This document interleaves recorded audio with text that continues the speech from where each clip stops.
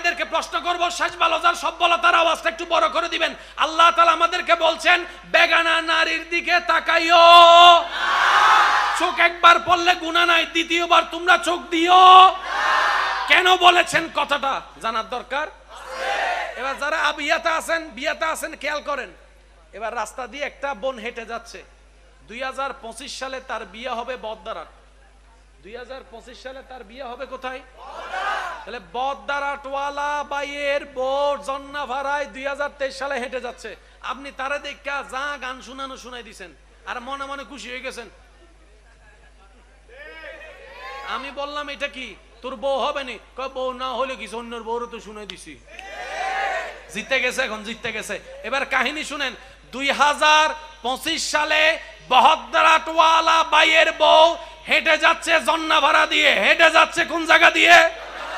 ঠিক তেমনি ভাবে জন্নার পাড়ার 2023 সালের বাইয়ের হবু বউটাও হেঁটে যাচ্ছে বহদ্দারাট দিয়ে।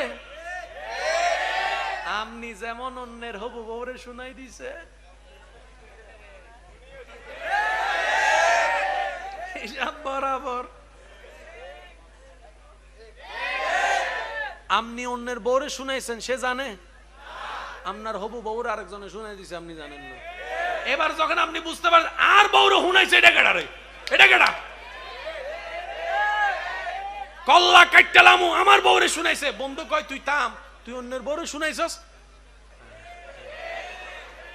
ও যুবক, কোন মেয়েকে ইপটিজিং করতে মন চাইলে বেশি করে করিও, সমস্যা নেই। তবে করার আগে এতটুকু মনে রাখিও, তোমারটাও কোনো না কোনো জায়গায় হাইটা যাইতেছে।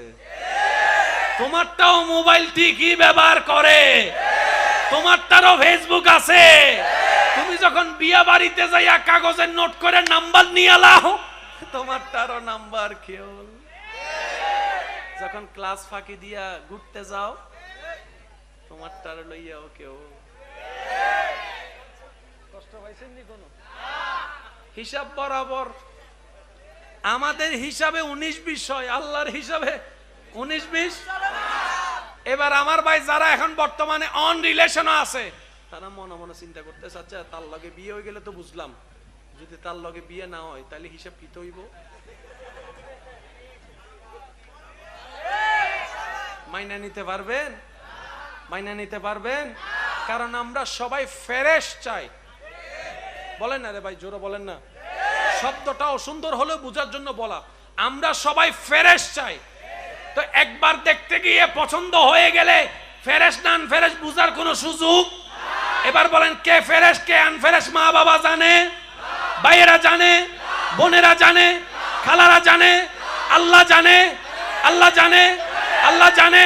এবার সেই আল্লাহ আপনাকে বলছেন, ও আমার বান্দা, তুই যদি জীবন সঙ্গী ফ্রেশ চাস, পবিত্র চাস, একটা কাজ কর, তুই আমার হুকুম মেনে, আমার নবীর সুন্নাত মেনে নিজেকে পবিত্র রাখ। তোরটা যেখানে থাকবে আমি আল্লাহ পবিত্র রাখার ব্যবস্থা করে দেব। হিসাব হিসাব। এখন মনে মনে অনেকে কইতেছে, হুজুর আমি তো কইরে লইছি। হুজুর অনেকে কষ্ট হয় না, শেষ করে দিচ্ছি। অনেকে কষ্ট পাচ্ছে মনে মনে। আর মা বোনের ভিতরে অনেকে মনে মনে একটু চিন্তা করতেছে, কয় কইরা ফেলছি কিতা করণের। শুনেন, এটার রাস্তাও ইসলামে খোলা আছে। সুবহানাল্লাহ বলেন। আপনাকে প্রথম কাজ করতে হবে, মন থেকে রবের কাছে সারেন্ডার হতে হবে। সুবহানাল্লাহ বলেন না। আপনাকে দিল থেকে ইয়া রব, যা করছি ভুল করছি, যা করছি ভুল করছি, মাফসাই আর জীবনে করব না, চেষ্টা করব না করা। আল্লাহ তুমি রহমান, তুমি গফফার, তুমি সত্তার, তুমি করিম, তুমি খালিক, তুমি মালিক, একটু দয়া করে মাফ করে দাও। আল্লাহ আমার জন্য যে অপবিত্র আছে এটাকে একটু ফ্রেশ করে দাও, না অন্য একটা ফ্রেশের ব্যবস্থা করে দাও। আপনি যদি এইভাবে করেন, আল্লাহ যদি দোয়া কবুল করে, তাহলে আপনার জীবন সঙ্গী চেঞ্জ হয়ে যাবে। আর নইলে যেমন লয়, ওই সিরিঙ্গা মানুষ নাই বাংলার, যেমনের লগে, জোরে বলেন যেমনের সাথে। একটা কথা মনে রাখবেন, ইসলাম যেখানে হ্যাঁ বলেছে এটাও আমাদের জন্য কল্যাণ, ইসলাম যেখানে না বলেছে এখানেও আমাদের জন্য কল্যাণ।